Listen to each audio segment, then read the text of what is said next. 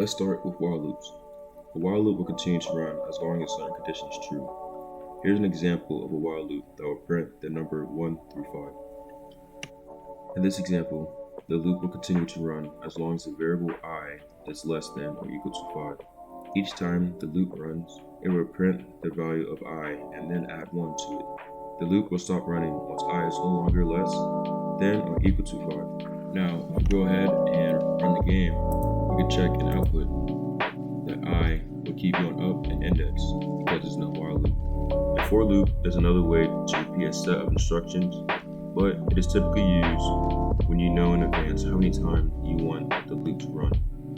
Here's an example of a for loop that will print the number 1 through 5. In this example, the loop will run 5 times, starting with the value of I equal to 1 and ending it with equal to 5. Each time the loop runs, it will print the value of I. You notice in a for loop, it has a beginning index as well as an ending index. Like stated before, you know in advance how many times we want the loop to run. Following that, we can have control on how we want the loop to go through with the desired increment set in mind. To achieve this, we simply just have to add another number to the value with a comma separating it after the ending index, like so.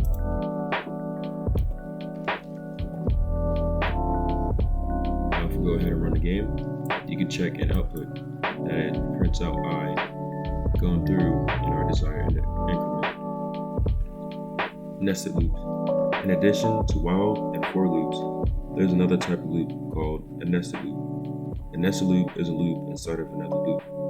Here's an example of a nested loop that will print the multiplication table of 1 to 5. In this example, the outer loop runs 5 times, with I equal 1 through 5 between the numbers. For each iteration of the outer loop, the inner loop runs 5 times, with j equal to 1 through 5.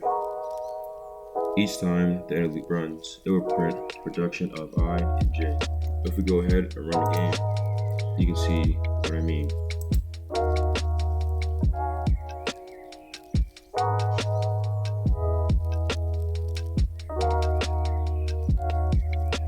Let's go through the first loop, it prints out I.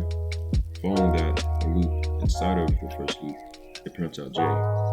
With that being said, it goes ahead and combines the two with multiplication, running it in the output as so.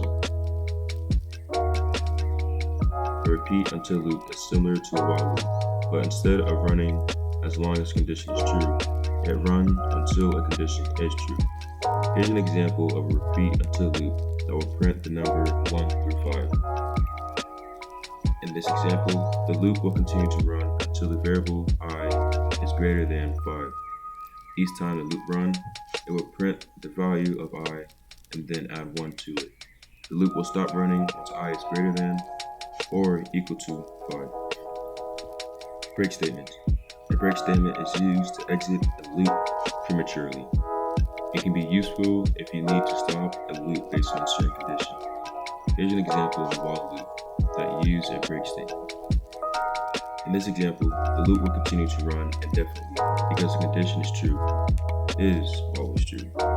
However, I is greater than 5. The break statement will be executed and the loop will be exited.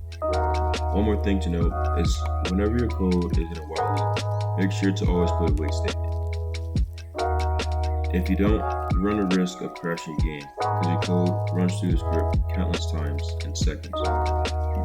Concluding this lesson, loops and breaks are important tools in scripting.